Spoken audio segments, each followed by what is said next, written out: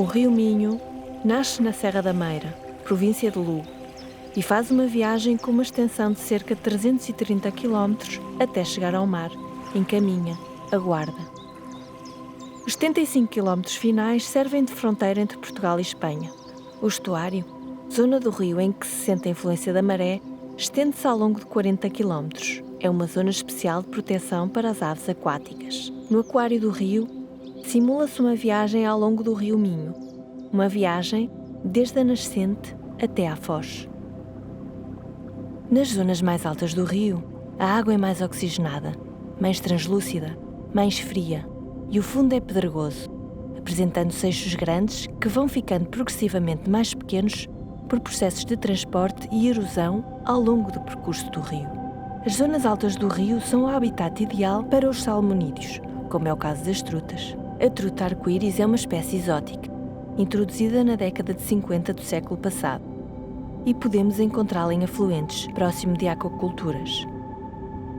A truta fário, ou truta do rio, tem grandes pintas escuras e é a que existe em maior quantidade em toda a bacia hidrográfica, sendo muito procurada pelos pescadores desportivos. Todo o ciclo de vida da truta fário ocorre em água doce. As trutas alimentam-se principalmente de insetos, mas sendo predadores, comem também peixes pequenos e macroinvertebrados, principalmente de larvas de insetos. A sua reprodução acontece no inverno, em zonas de seixo, onde constroem o seu ninho. Continuamos a conhecer os peixes de água doce. Peixes que nascem, crescem, se reproduzem e morrem em água doce. Identificamos as bogas, os escalos e os góbios. A boga tem pigmentação ao longo do corpo, ao contrário do escalo. Estas duas espécies crescem mais ou menos até aos 30 a 35 cm e alimentam-se de vermes e insetos.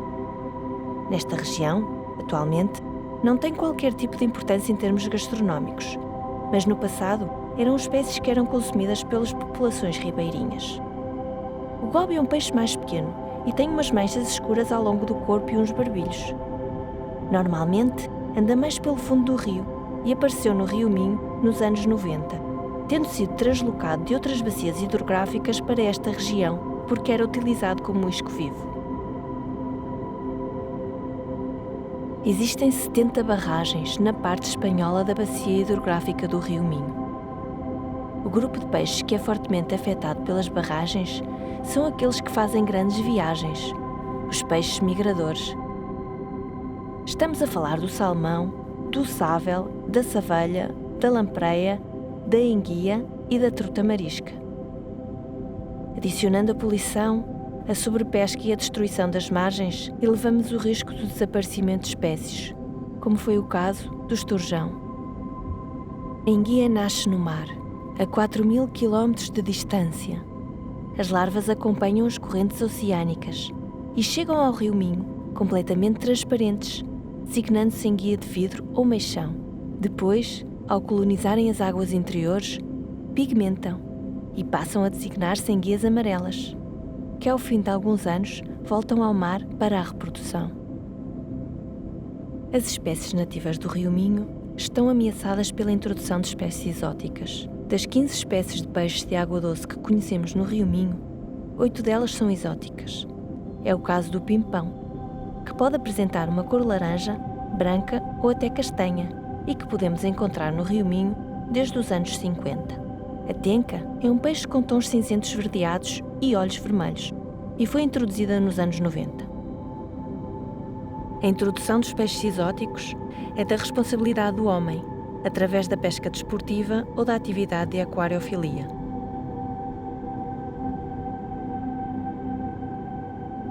As carpas e o axigã são outros exemplos de espécies exóticas introduzidas no rio Minho.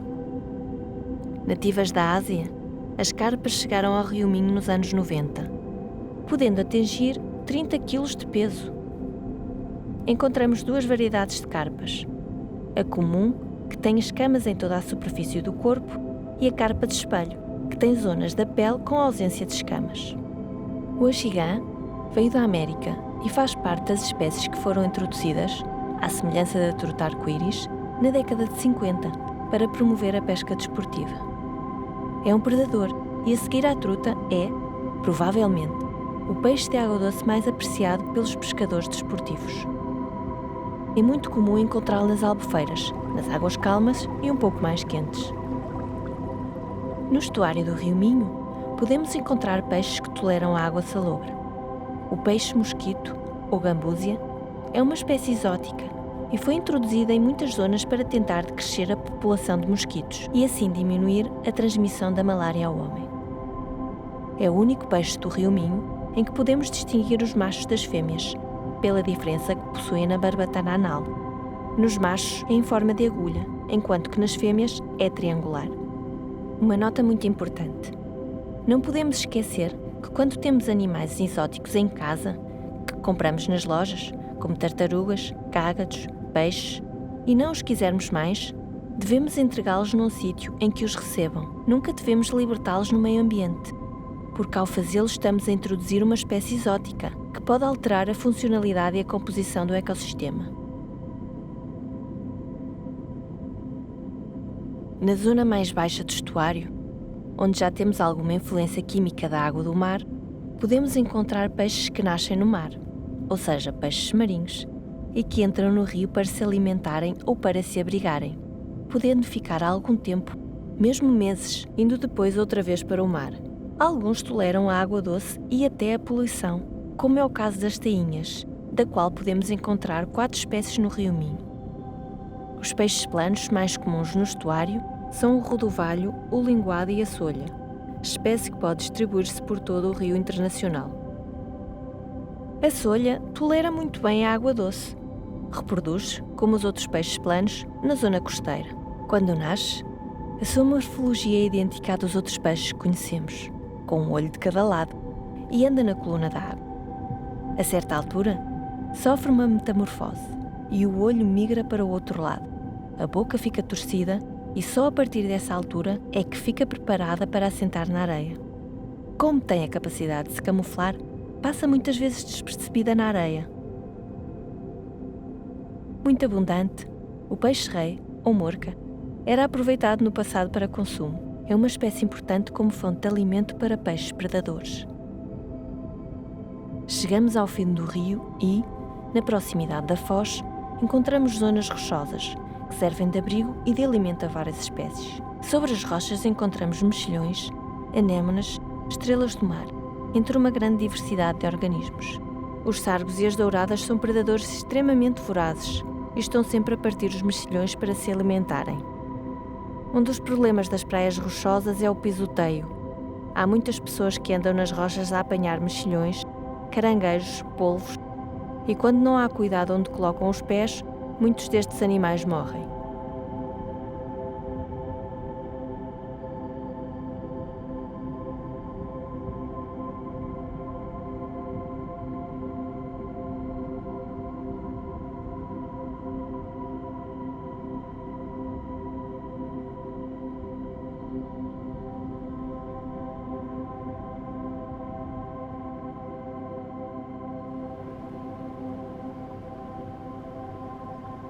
Saindo da água e indo para a margem, podemos encontrar um mamífero que utiliza a água para caçar e brincar, mas que dorme e se reproduz em terra.